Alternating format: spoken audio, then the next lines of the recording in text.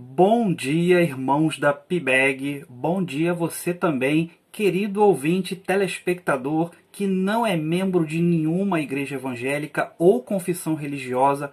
Você também é bem-vindo à nossa Escola Bíblica Dinâmica. Nesta manhã, o tema tratará da nova revista que está em mãos de alguns irmãos aí dos cultos presenciais. O tema é o crente e o sofrimento. Mesmo que você não seja crente, não se considere crente em Jesus, esta lição vai ser muito interessante para você. Então fique aqui até o final, que tem algumas lições importantes. Então vamos falar sobre o que seria em si o sofrimento, aquela situação desagradável, aquele momento desconfortável das suas emoções, aquela sua condição emocional que é difícil, que você não quer passar.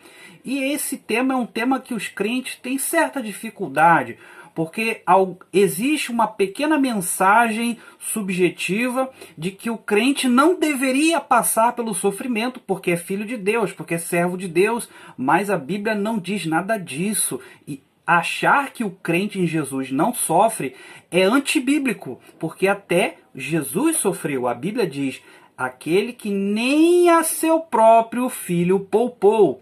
Então Jesus sofreu bastante. Então, tanto justos quanto injustos. Sol nasce para justos e injustos. A Bíblia não mente. Então, você vai sofrer ao longo da vida. Então, não existe essa concepção de que o sofrimento passa longe de você porque você aceitou Jesus ou é membro de alguma igreja. Pode esquecer. O sofrimento é parte integrante da vida. Então, nesta manhã, falaremos sobre essa questão do sofrimento para o crente e o sofrimento.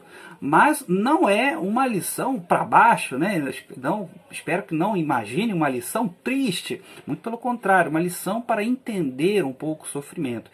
Mas eu gostaria de deixar claro aqui: a lição dessa manhã é importante que você entenda a nossa lição como um tratamento bíblico. Isso não exclui os tratamentos profissionais. Os profissionais são instrumentos de Deus, psicólogos, terapeutas, psicanalistas, o psiquiatra. Por gentileza, não abandone o tratamento. Se você precisar de um tratamento, não abandone os profissionais, porque eles também são bênção de Deus e são as pessoas recomendadas para diagnosticar o seu problema, seja ele qual for. Então, vamos pensar hoje biblicamente, nos conselhos bíblicos diante dessa questão, tá bom? Então, fique aí agora para a leitura dos textos bíblicos desta semana.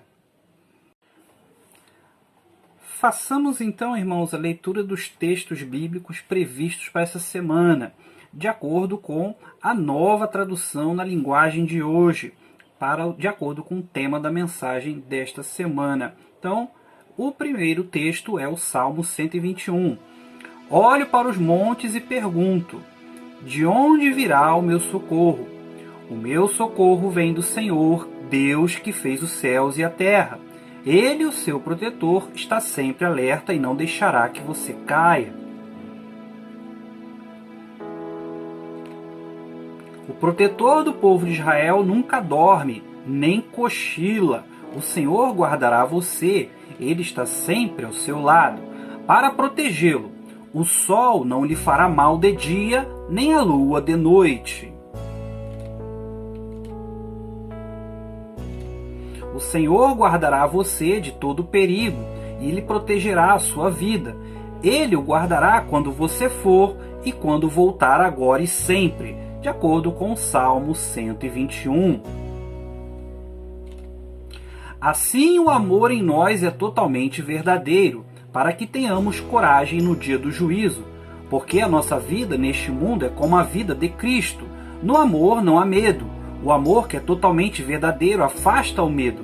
Portanto, aquele que sente medo não tem no seu coração o amor totalmente verdadeiro, porque o medo mostra que existe castigo, de acordo com 1 João 4, 17 e 18. Jesus subiu num barco e os seus discípulos foram com ele. De repente, uma grande tempestade agitou o lago, de tal maneira que as ondas começaram a cobrir o barco. E Jesus estava dormindo. Os discípulos chegaram perto dele e o acordaram, dizendo: Socorro, Senhor, nós vamos morrer.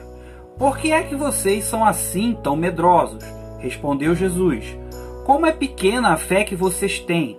Ele se levantou, falou duro com o vento e com as ondas, e tudo ficou calmo. Então todos ficaram admirados e disseram: que homem é este que manda até no vento e nas ondas? De acordo com Mateus 8, 23 ao 27. Deus é o nosso refúgio e a nossa força, socorro que não falta em tempos de aflição. Por isso não teremos medo, ainda que a terra seja abalada e as montanhas caiam nas profundezas do oceano. Não teremos medo, ainda que os mares se agitem e rujam e os montes tremam violentamente. Há um rio que alegra a cidade de Deus, a casa sagrada do Altíssimo. Deus vive nesta cidade e ela nunca será destruída. De manhã, bem cedo, Deus a ajudará. As nações ficam apavoradas e os reinos são abalados. Deus troveja e a terra se desfaz. O Senhor Todo-Poderoso está do nosso lado. O Deus de Jacó é o nosso refúgio. Venham, vejam o que o Senhor tem feito. Vejam que as coisas espantosas que Ele tem feito na terra. Ele acaba com as guerras do mundo inteiro. Quebra os arcos, despedaça as lanças e destrói os escudos no fogo. Ele diz: parem de lutar e fiquem sabendo que eu sou Deus. Eu sou o Rei das nações, o Rei do mundo inteiro. O Senhor Todo-Poderoso está do nosso lado. O Deus de Jacó é o nosso refúgio, de acordo com o Salmo 46. Não fiquem com medo, pois estou com vocês. Não se apavorem, pois eu sou o seu Deus. Eu lhes dou forças e os ajudo, e os protejo com a minha forte mão. Todos os seus inimigos serão derrotados e humilhados. Todos os que lutam contra vocês serão destruídos e morrerão. Se vocês procurarem os seus inimigos, não os acharão, pois todos eles terão desaparecido. Eu sou o Senhor, o Deus de vocês. Eu os seguro pela mão e lhes digo: não fiquem com medo, pois eu os ajudo. De acordo com Isaías 41, do 10 ao versículo 13. Esperei com paciência pela ajuda de Deus, o Senhor, e Ele escutou e ouviu o meu pedido de socorro. Tirou-me de uma cova perigosa, de um poço de lama. Ele me pôs seguro em cima de uma rocha e firmou os meus passos. Ele me ensinou a cantar uma nova canção, um hino de louvor ao nosso Deus. Quando virem isso, muitos temerão o Senhor e nele porão a sua confiança. Feliz aquele que confia em Deus, o Senhor, que não vai atrás de ídolos, nem se junta com os que adoram falsos deuses, de acordo com o Salmo 40, do 1 ao 4. Seja forte e corajoso, porque você vai comandar este povo quando eles tomarem posse da terra que prometi aos antepassados deles. Seja forte e muito corajoso, tome cuidado e viva de acordo com toda a lei que o meu servo Moisés lhe deu. Não se desvie dela em nada e que você tenha sucesso em qualquer lugar para onde for. Fale sempre do que está escrito no livro da lei. Estude esse livro dia e noite e se esforce para viver de acordo com tudo que está escrito nele. Se fizer isso, tudo lhe correrá bem e você terá sucesso. Lembre da minha ordem, seja forte e corajoso. Não fique desanimado, nem tenha medo, porque eu, o Senhor, seu Deus, estarei com você em qualquer lugar para onde você for, de acordo com Josué, capítulo 1, do versículo 6 ao 9. Amém. Amém. Deus seja louvado por sua bendita palavra. Vamos continuar falando sobre o sofrimento, vamos pensar sobre isso, vamos pensar nesse tema, porque o crente ele precisa entender o que sente, as pessoas precisam entender o que elas sentem. E uma delas é chamada de ansiedade, né? O primeiro tópico desta lição se chama um sofrimento chamado ansiedade. Então, a ansiedade nada mais é do que um estado psíquico de aflição em função de algo que vai acontecer ou um temor. Existe sempre um temor, um medo de acontecer alguma coisa, ou um estado de estresse. Por exemplo, o jovem pode ficar ansioso ao ter que fazer uma prova na escola. Isso é muito comum, muito convencional.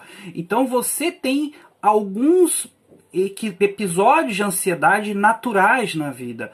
E há episódios, situações recorrentes de ansiedade que você precisa procurar um profissional, porque é muito recorrente, você sempre vive ansioso, isso arrebenta com o teu físico, arrebenta no seu emocional, então às vezes você realmente precisa de um diagnóstico clínico, né? Mas a ansiedade, ela nada mais é em si, ela é em si um excesso de futuro, é uma percepção, uma afobação em relação a isso, né? Medo, a origem, ela pode ser externa ou interna, né? Pode ser algo que está acontecendo na sua vida, ou pode ser um processo interno, né? Processo, um desequilíbrio hormonal e neurológico. Então, a rigor, né?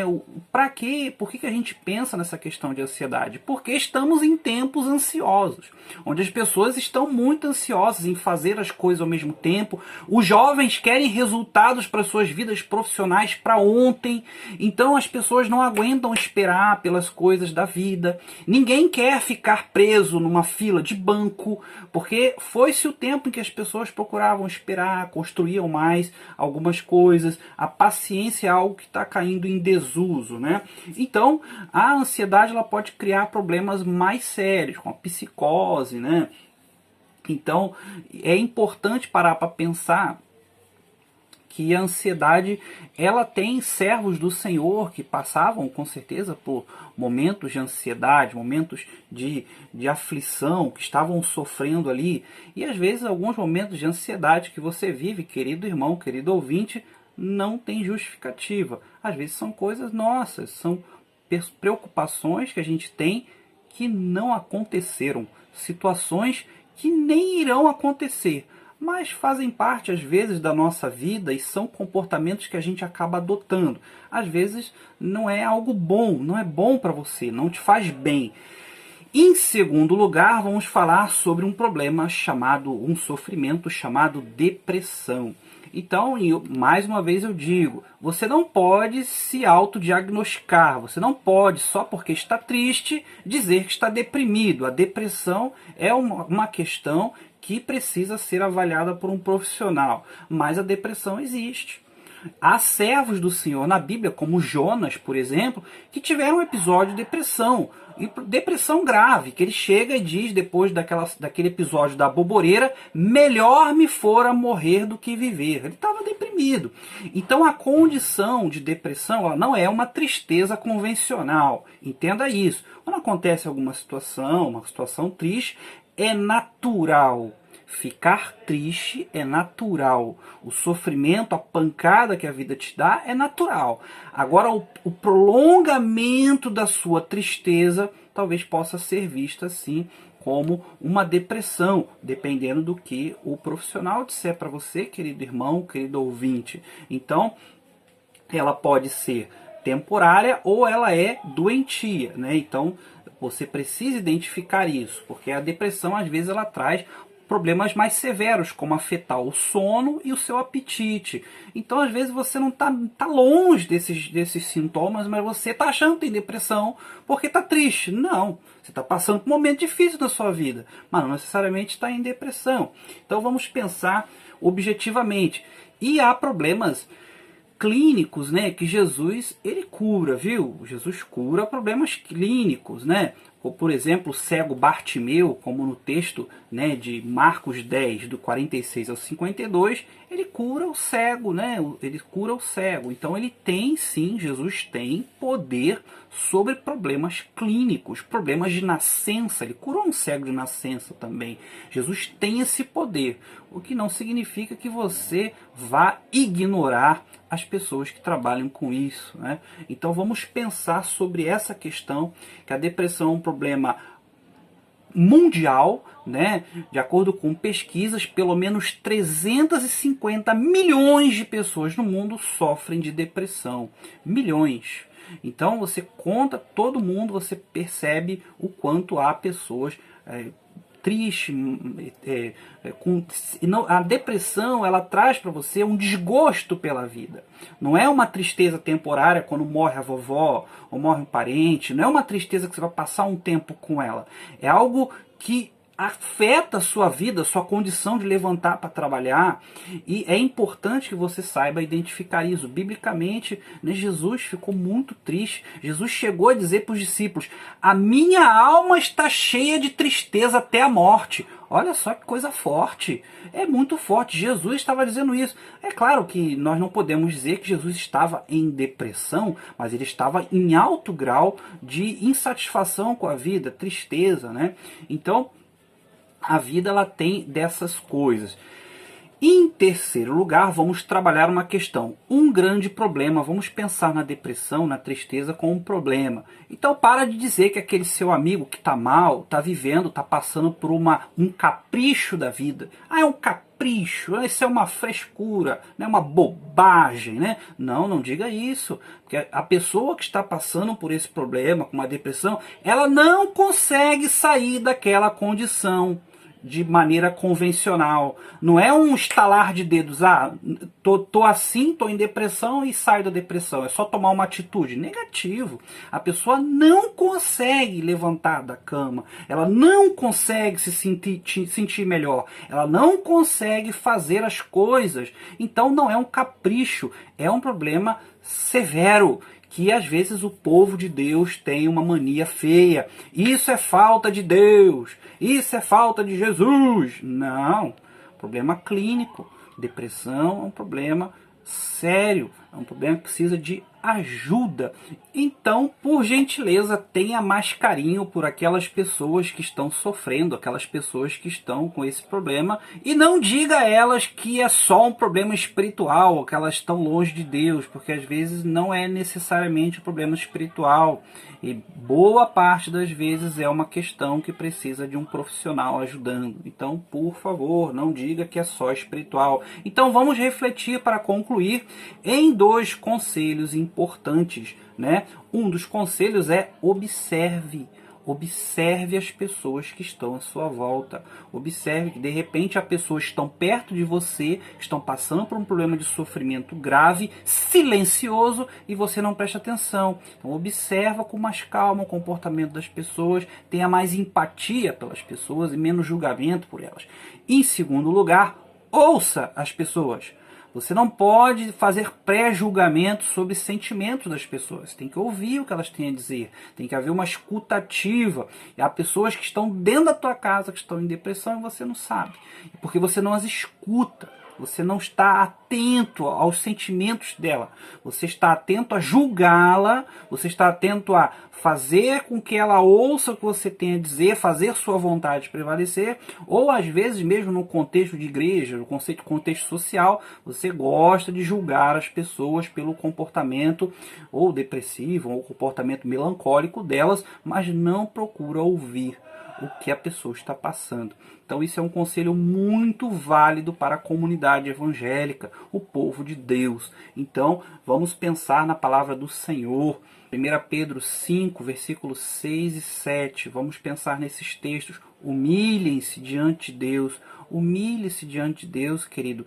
Abra seu coração, para que Ele, ao vosso tempo, te exalte. Você tem que se humilhar, dizer que, olha, eu estou passando por um problema, Deus, me ajuda. Você precisa reconhecer que está precisando de ajuda. Você não pode ter uma atitude altiva, você tem que reconhecer, olha, Senhor, eu estou mal, não estou bem, preciso de ajuda, de socorro, por favor, me socorra, porque o Senhor pode. O Senhor me recomenda, de repente, se realmente está com um problema clínico, pede ajuda para Deus, que Ele pode te ajudar. Então vamos pensar objetivamente nisso, vamos pensar nesses conselhos bíblicos, nessas histórias dos servos do Senhor sobre depressão, que sofreram, e pense com carinho na vida daquele irmão, daquela pessoa que cerca você. Feche seus olhos, vamos orar. Pai nosso, nós te agradecemos, ó Deus, por essa lição. Quero te pedir que o Senhor abençoe a cada um dos teus filhos, ó Pai. Te peço no nome de Jesus que o Senhor nos dê um restante domingo na tua presença. Que o sofrimento seja tratado pelo Senhor. O sofrimento que sofremos, ó Pai, não é nem um décimo daquilo que teu Filho amado Jesus fez por nós. Nos ajude a ter um coração grato. Em nome de Jesus. Amém. Amém. Que Deus abençoe a cada um. Grande abraço e fique em paz.